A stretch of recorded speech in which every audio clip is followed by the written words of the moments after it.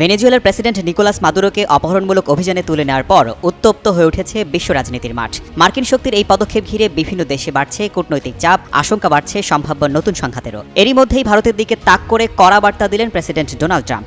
Russia থেকে জ্বালানি তেল কেনা অব্যাহত রাখলে ভারতের ওপর আরও উচ্চ শুল্ক বসানোর হুঁশিয়ারি স্পষ্ট ভাষায় জানিয়ে দিলেন তিনি। বললেন, প্রধানমন্ত্রী নরেন্দ্র মোদী ভালো মানুষ, তবু তিনি ভারতের উপর সন্তুষ্ট নন। ট্রাম্পের শর্ত, রাশিয়ার তেল আমদানি কমাতে হবে, নইলে খুব শিগগিরই ভারতে বাড়তে পারে ভারতীয় পণ্যের আমদানি শুল্ক। ইতিমধ্যে শুল্ক দ্বিগুণ হলেও ভারতের রপ্তানি বেড়েছে, ফলে নয়াদিল্লি বাণিজ্য আলোচনায় নেয় কঠোর ভঙ্গি। তবু আড়ালে চলছে সমঝোতা চেষ্টা। থেকে আমদানি দিনে 10 লাখ ব্যারেলের নিচে নামানোর লক্ষ্য নিয়ে কাজ করছে ভারত। বিশ্লেষকদের মতে, মাদুরো ইস্যুতে বাড়তি উত্তেজনার ভেতর ট্রাম্পের এই নতুন বার্তা বিশ্ব বাণিজ্য ও জ্বালানি রাজনীতিকে আরও অনিশ্চয়তার দিকে ঠেলে দিতে পারে।